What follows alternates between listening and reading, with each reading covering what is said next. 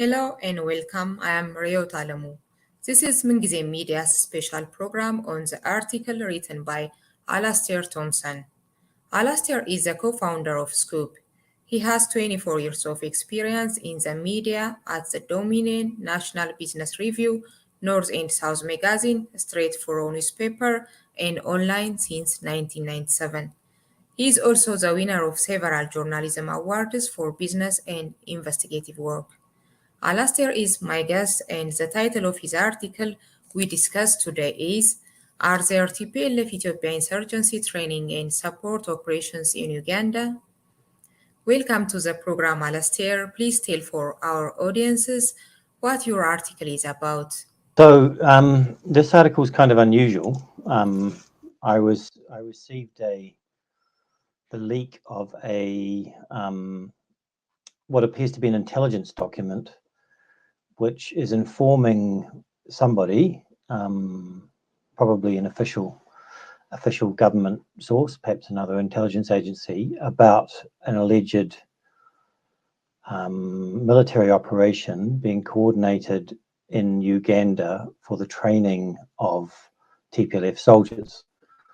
And the document basically outlines the details of who's involved, where the training centres are, and the funding. And it says that the funding is provided by, that there is some funding provided by America and Egypt. And it also talks about meetings between the leadership of TPLF and various people involved in the project. In these days, Ugandan officials are denying about it. How do you find it? So there was a denial. Well, the denials are interesting because the first denial. So the first appearance or discussion of the document seems to have appeared around 4th of May in Ethiopian media, in particular in Zihabesha. And immediately after that was followed with a couple of reports about it. Well, about the Zihabesha news story, this is a YouTube online source by another YouTube online source, that of My Views on News by Sajid Nadim. And he criticized the report. The initial report on Zihabesha didn't really get many legs. I mean, it didn't go very far. And then on the 13th of May, so 8 days later, the Minister of Defence, I think maybe the Minister of Foreign Affairs of Uganda, travelled to Ethiopia and met with Birhanu Jula. And 2 days later, a report was published in a media called Plus Media, which is a Ugandan media company, denying the report. And we then subsequently have found out in another report from Uganda, which has been published since the report was published, that there were subsequent meetings. That there was a meeting, I think, on the 17th of May, and then another one around the end of May, sort of maybe even early June. And those subsequent meetings, which were reported by the Monitor, which is a Uganda-based publication, suggest that there was very high-level participants, the Chief of Defence Force and the head of the intelligence organisation. So when the article was originally published, containing essentially this leaked document, it was largely speculative, but those subsequent reports about high-level meetings between the Ethiopian government and the Ugandan government to discuss issues related to it suggest that it must have some degree of substance to it. Now, we don't know how much substance it has. The Ugandan government then subsequently, after publication of the story, denied it again in a tweet and a couple of tweets, but yeah, I mean, I don't know how seriously we can take this given the surrounding circumstances. What can be the interests of these countries? I can guess about Egypt and Sudan. What about the others? Well, it's complicated because, as you say, it mentions so many different players. So the United States interest is, if we go through them, so we'll start with the United States. So the United States seems to have been a supporter of the TPLF for a long time. And I mean, they were a former proxy government to some extent of the United States that was governing Ethiopia for basically since 1991 through to 2018. And it's unclear what their motivation is, because it's certainly not their public position. Their public position is that they are in favor of peace. However, they have conspicuously failed to actually condemn the TPLF violent activity inside Ethiopia, and they've also conspicuously failed to condemn the invasion of Amhara and Afar when it was underway. And their public statements of the US government tend to be quite critical of Ethiopia. On top of that, in November, they introduced, sort of after Addis Ababa was nearly falling, well, after the TPLF wasn't nearly falling, but after the TPLF was invading Ethiopia and getting close to Addis Ababa, the US government, well, Ethiopia sort of turned them back and pushed them back quite effectively. And around that time, the US government implemented or introduced sanctions bills against the Ethiopian government. So that was sort of in November, sort of towards the end of November. And then in December, the war continued. I mean, Abiy Ahmed went to the front line, and they eventually pushed the TPLF back into Tigray. And it's during that period in December that the report, or that the leaked document, suggests that the talks began between the TPLF and the Ugandans and various other parties about setting this operation up. So, so that's sort of the background to the possible explanation of the American involvement. The involvement of Egypt is probably related to the Great Ethiopian Renaissance Dam. The involvement of South Sudan is a bit more murky. So South Sudan has been seen as being a smuggling route for arms into southwestern Ethiopia for a long time, and perhaps just as continuing in that activity. I mean, the South Sudanese government is authoritarian, run by a president who essentially commands all the resources of the state and doesn't really share them with the people of South Sudan. As for the Ugandan involvement, the person who's sort of sometimes referred to as a little bit like the Crown Prince of Uganda, Museveni's son, Muhoozi Kainerugaba. He also claims himself as Tigrayan. Yeah, and I mean, it seems that may be partly to do with a relationship that he has with the Tigrayan. I'm not sure whether, I mean, he may also claim descent, like actual descent from Tigrayans, but there's sort of a bit of confusion around that. But he also has ties to Egypt, so he. As an officer, he trained with the British at Sandhurst and with the Americans at Fort Leavenworth officer training school.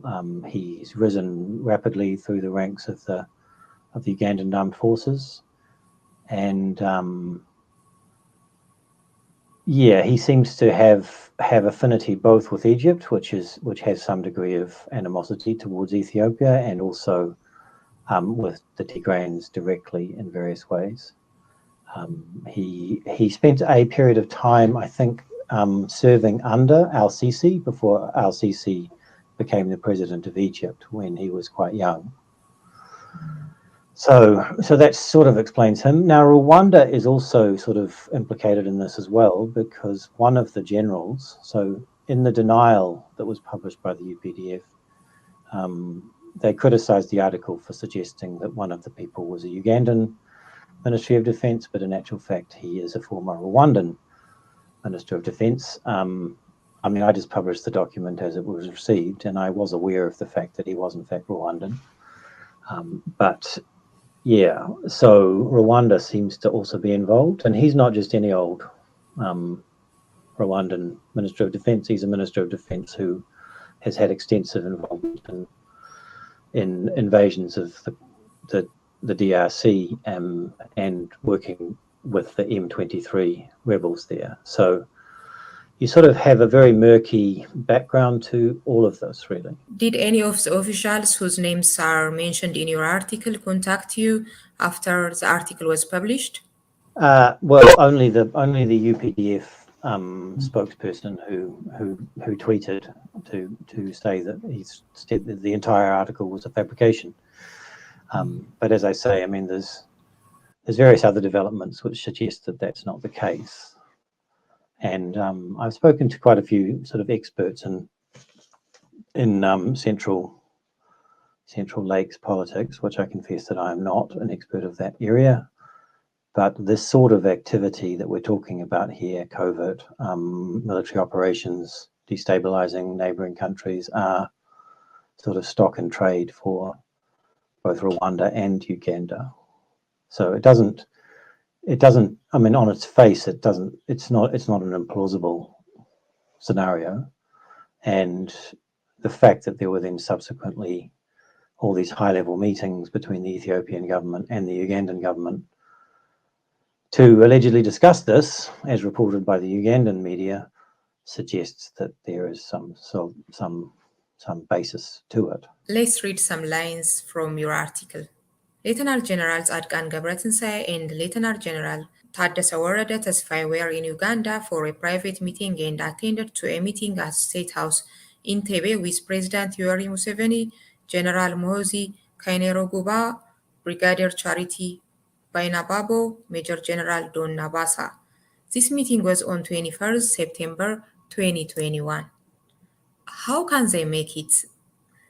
Is it not hard to believe? Well, so this is a question that many people have asked, which is how can these generals get out of Tigray because of the siege? But I mean, we've actually seen quite a lot of flights fly in and out, flights which have transponders on them flying in and out. There's been significant widespread reports of arms shipments, including by the crisis groups, William Davison, of talking about large planes flying in and out of Shire. The Shire airport was reopened some time ago and was made serviceable for that purpose. But I think the most important thing for people to understand is that the technicalities of closing airspace over Tigray are non-trivial. I mean, they don't. I mean, it's a very large area, and if aircraft don't have their transponders turned on, i.e. if they're not transmitting their locations to satellites, it's very difficult to track them by radar, especially small aircraft, and particularly so through mountainous areas. So I don't think there's any real doubt that that people can fly in and out of Tigray if they wish to. I mean, they have to do so covertly and surreptitiously, but I mean, there are multiple reports of planes, including very large planes, flying in and out of Tigray against the no-fly zone. What if the document you had received was from the Ethiopian government, prepared for propaganda purpose? Well, if that were the case, then why would the Ugandan government take it seriously? Like, I mean, what I said in the original report before we had these subsequent reports was that if this document were a misinformation operation, like an entirely fabrication, who would create it and for what purpose? Because the document on its face makes allegations which if they were were untrue would be relatively easy to prove that they were untrue. I mean, they're quite explosive, significant allegations about activities which are frankly evil in terms of their intent and in what they were doing.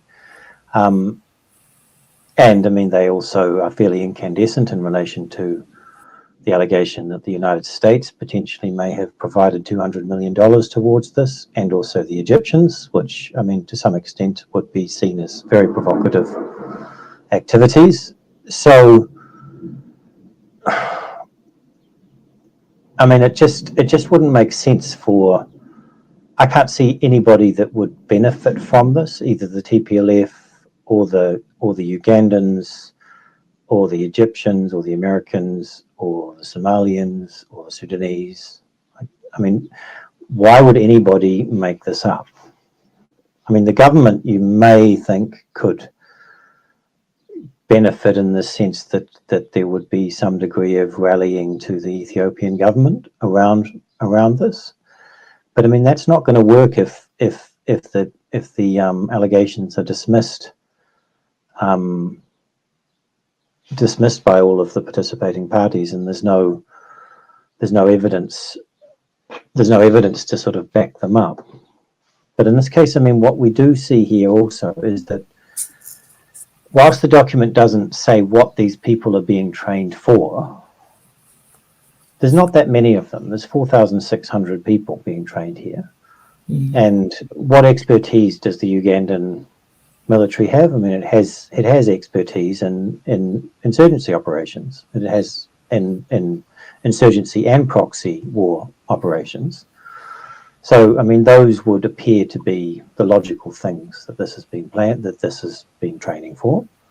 And we have also seen evidence of an upsurge, a significant upsurge of insurgency operations taking place in the southwest of Ethiopia, in the precise area where the infiltration is alleged to be taking place, so into Gambela and into West Welaga. So on the face of it, we also see the potential fruits of this operation.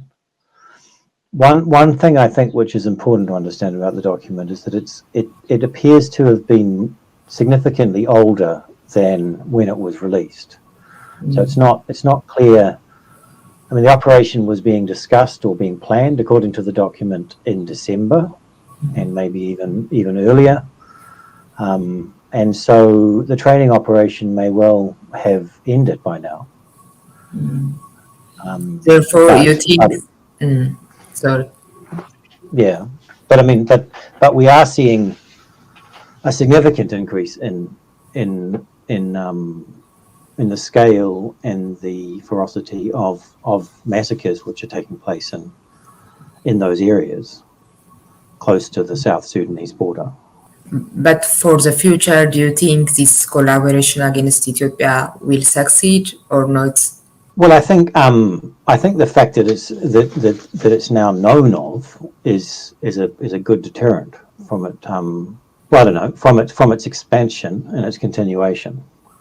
I think the operation probably has in fact happened, and what we're seeing right now is some of the fruits of that operation. It's some of the activities which we've seen. So the government reported Belene Sium in a recent press conference was explaining that when the Gambela Liberation Army, which is a brand new group, I mean, I think it first appeared in a United States press conference, which is sort of sometimes referred to as the Uber drivers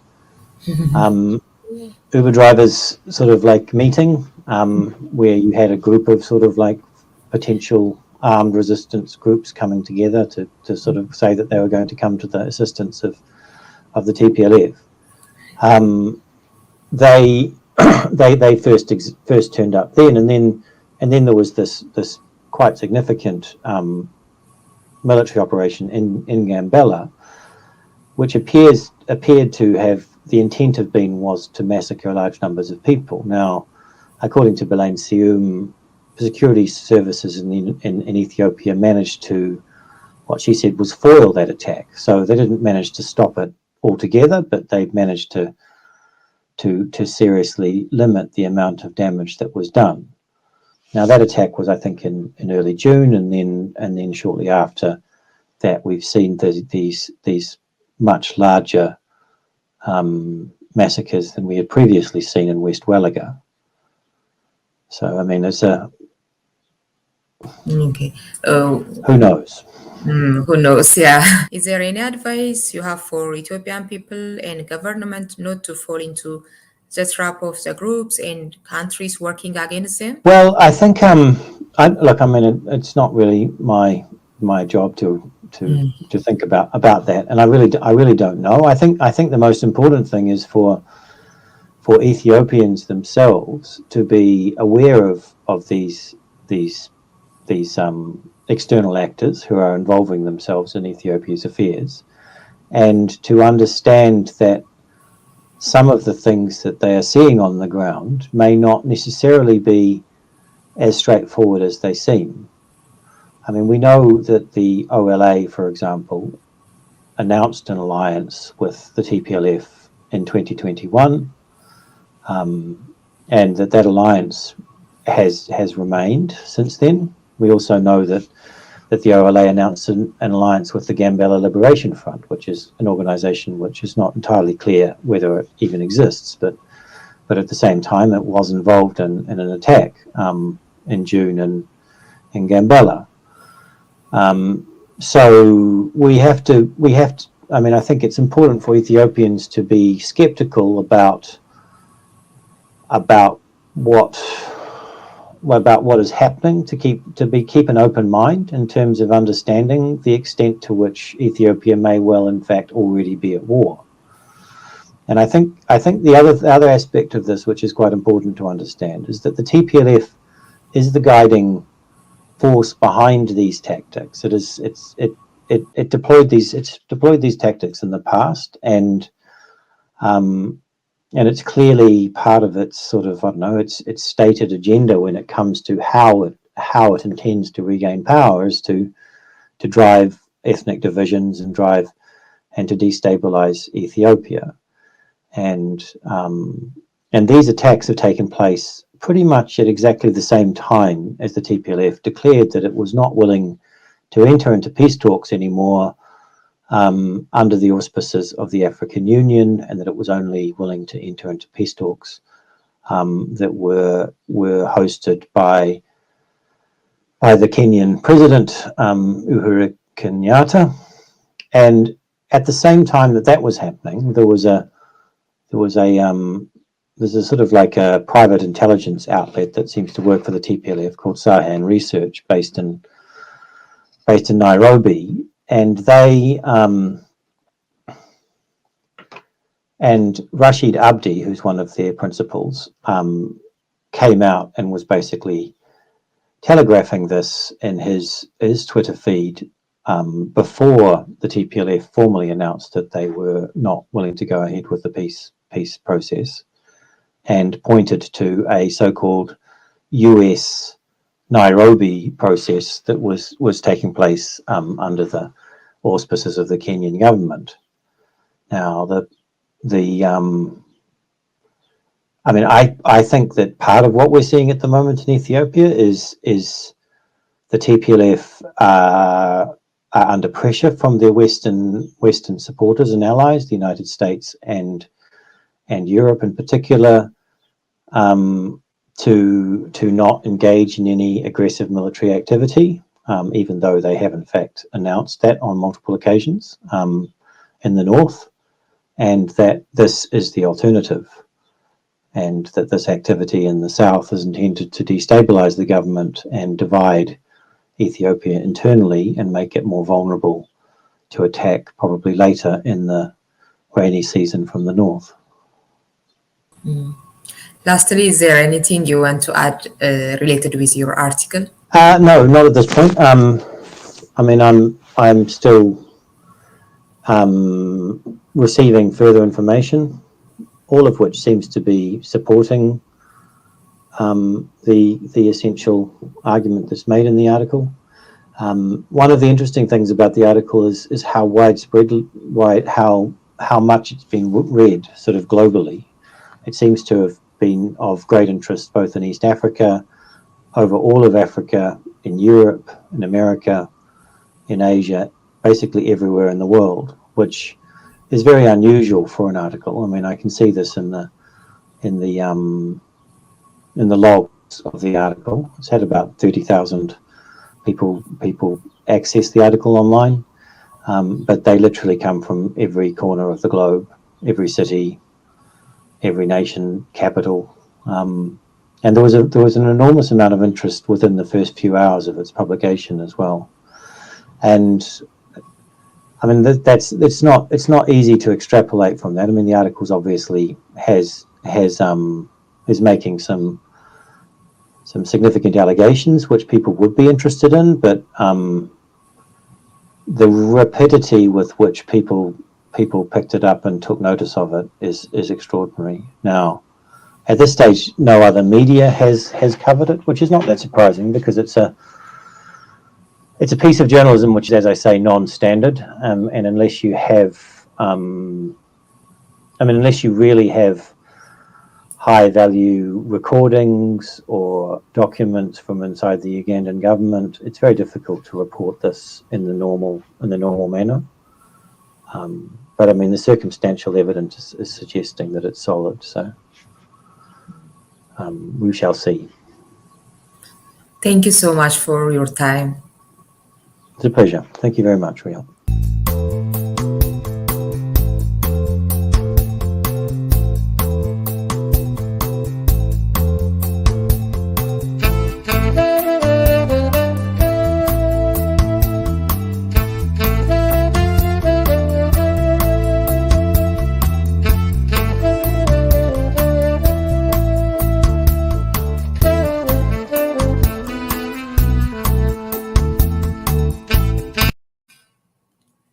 Hello and welcome. I am Reeyot. This is Mingizem Media's special program on the article written by Alastair Thompson. Alastair is the co-founder of Scoop. He has 24 years of experience in the media at the Dominion, National Business Review, North and South Magazine, Straight Furrow newspaper, and online since 1997. He is also the winner of several journalism awards for business and investigative work. Alastair is my guest, and the title of his article we discussed today is Are there TPLF Ethiopia insurgency training and support operations in Uganda? Welcome to the program, Alastair. Please tell for our audiences